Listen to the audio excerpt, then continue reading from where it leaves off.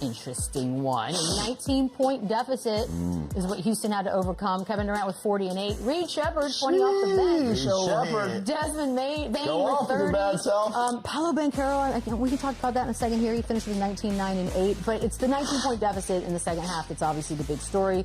And the fact that those two guys, Durant and Shepard, were a huge part of that.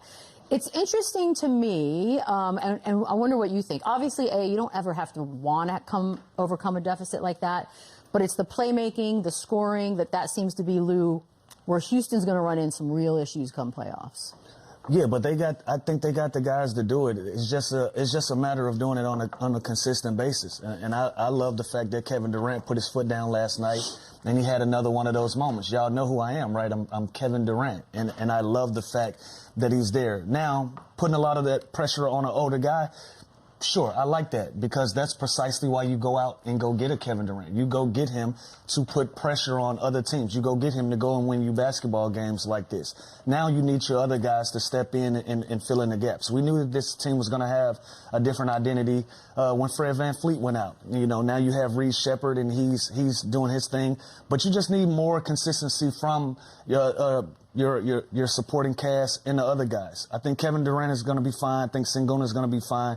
Reed Shepard is going to be fine. Now, outside of that, who's going to give you something else? Is it going to be Thompson? Is it going to be some of these other guys? That's the part that you need to understand and go out and figure out if you're the Houston Rockets. Yeah, I think they had Omaha at the line, right, once Fred got hurt. Like, they have Thompson, who's started off the point guard. Like, it changed everything. It changed their entire style. It changed their entire rotation. Like, it changed everything. And obviously, Thompson started off the season as point guard, and he still plays a lot of that, and it's not his natural position. But he's done a very good job at getting his team in offense, taking care of the ball, just being athletic while still handling an offense. Reed Shepard is a point guard, but he's more of that scoring threat, shooter, setting guys up. He needs somebody to set the table for him. Exactly. He's almost a two guard. And by the way, I think he was my most improved pick. He was my Rookie of the Year pick last year. Yep. And he went from Are you coming back now? I like you for more. He went from 4 points to 12 points. Okay. Like, he should be in the running too. I know we talk about AJ Mitchell and a lot of other guys, but this kid's having a great year. Obviously, that's with more opportunity with Fred out. And the team is missing kind of that setup guy, but they are so talented. No, they got setup guys. They need somebody to make plays. Yeah, like they just need a point guard. They need somebody, like you just said, Thompson has done a solid job of getting them in their offense. Reed has done a solid job of getting them in that offense. You need somebody to break the defense down and be able to kick out or get in the lanes and do things and make this game speed up and take a little pressure off of your marquee guys, you know? And so sometimes they play a little slow and they get behind the 8 ball, and that's how you create these deficits like last night, because you're playing too slow. You need somebody to be able to break the defense down and create on the fly, and they just don't have that dynamic guy. Yeah, like a Darius Garland, I feel like would have been great for them. Like someone like that can, like Lou just said, that can make it easier for everyone else while being able to attack. And again, Reed's doing a great job. See, they're 7-2 when he scores 18 points in a game. So you know Udoka wants him to be, aggressive. Because you can't just be Kevin Durant, his age, and Sengun. Also, we haven't even talked about him. Like, think about how talented this team is offensively. You can play through the big. You can ISO KD. You can play fast. Jabari Smith's having a great year. Thompson is so athletic at the one position where they can hurt you in so many different ways. They're just missing something in the playoffs. When it's slowed down, they need someone to kind of set the table, and obviously that usually is Fred. And I think they'll get by it just on sheer athleticism and length and talent, but they are missing something. Missing a vital piece. A little sauce, a little crunk juice. Oh. Did it work? Did the pen work? I know. I don't know if we want that now. Why are the Starbucks cups so cool? They're so cool. They're like vintage. Don't get distracted. Yeah, what are you doing? They're not even a sponsor. 40-point night for Kevin Durant means now that he's a 6th player ever to reach the 32,000-point marker, and he's tied with Kobe in 30-point games. It's kind of awesome. And look, there's a pretty decent class of 35 and over dudes that are still active at the moment. So I'm wondering, if you look at that list, guys. Sorry. No, excuse you. If you look at that list, is he aging the best game-wise? I think his game was just always tailored for him to be able to play and have longevity like that. His size, his length, and just being able to get to a spot. So like Kevin Durant doesn't have to work hard to get a bucket, right? And because of that, he's able to play at his own pace. He's able to do things. He doesn't have to create a bunch off the dribble. Look, one dribble, I'm getting to my spot. One dribble, power to the rim.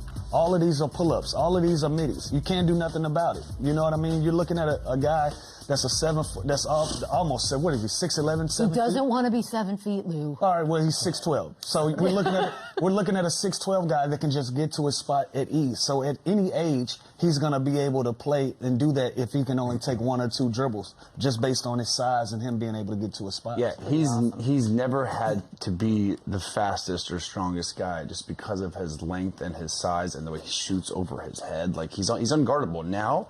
He's unguardable 10 years ago, and he's unguardable in 5 years, even when he loses that step and he's not. Because guess what? He's going to be able to put his back to the basket, jab. Yeah, he might have to alter his game a little bit, go a little off the block, go a little more post up. But, like, one guy that's not on there is Steph Curry. He's another guy, like. He's a 35 and over. He's in that group. Oh, he is. Yeah. This is the actual official list, but the guy's currently playing. So I think Steph Curry and Kevin Durant, those are two guys that are going to age. DeMar, Jimmy. Yep. Yeah, Steph and KD are the guys that are going to age the best to me because Steph Curry, I don't care if he's 47 years old, he can shoot the ball from 30 feet. No kidding. And Kevin Durant, his size and length isn't going anywhere. It's not like he's shrinking. Yeah, he's not that old. But those two guys are going to be able to. They could play. That's what I'm saying. I want both of them on Team USA. I'm not bringing it up again. But they can be this version of themselves for the next 5 years if they want.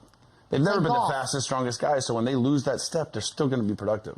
Yeah, their skill set ages very well. I know, like, longevity is, as far as the most points ever, that's a different topic altogether, depending on how long you play and all that.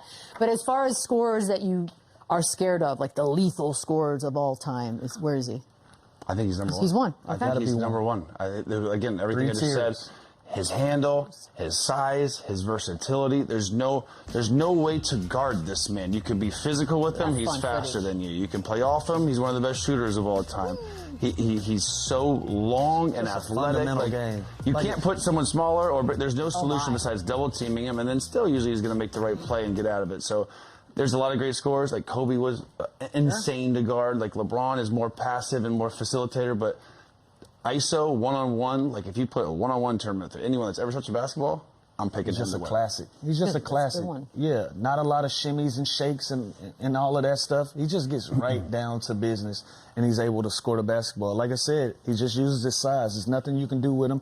And mentally, he tries to play team basketball and can also go out on a whim and just do what he wants to do as one of the best one-on-one players of all time. So being 6th on the scoring list, that's an amazing accomplishment. People can say what they want, but he's one of the best. He's one of the greatest basketball players we'll ever see. If the NBA does the one-on-one tournament next year, and he'll be got my vote. Yeah, I think he's still the favorite. I think he's the favorite to win. Crazy. Like, I swear, you can't guard him. I mean, I really hope there ain't no help. Happens. There's no defensive. There's no nothing out there one-on-one. He's the guy. Do you know the ratings that would get? You get to watch Kevin Durant play one-on-one against someone. It'd be epic. One dribble, two dribble, 3 dribble. It doesn't matter the rules in one-on-one. He's winning. That fixes everything, by the way. Okay, so top whatever of all time. Chandler's real big on history, too, so he's going to want to include all the greats. I think he's already top 10. Top 10 of all time. He's right there. I don't know how many more guys he can pass, because, again, now we're getting into some real legends, but I think he's the best scorer of all time. I think he's the most versatile. We've never seen anybody really like him till Wemby, and he's way more advanced offensively than Wemby is right now. So, again, it depends on how you vote and the resumes, but talent-wise, career-wise, basketball-wise, he's top 10 basketball player of all time. Top 10 of all time. He's top 6 of all time. Yeah, and I won't even argue that. Ooh, top 6 of all time. Only because he's... Give me 1 through 5. Yeah, give me 1 through 5 so I can get a picture. The 5 guys that's in front of him with 32,000 plus points.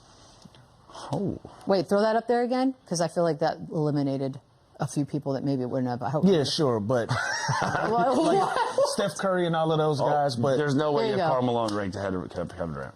That was a lazy pick. I'll say top 5 then. Wait, what are you gonna do? Jordan. Wait, top 5. Who did he knock out on this list? He knocked out Karl Malone for sure. Yeah, and probably if I know Lou, number 2 is I'll about probably take Kareem out of there.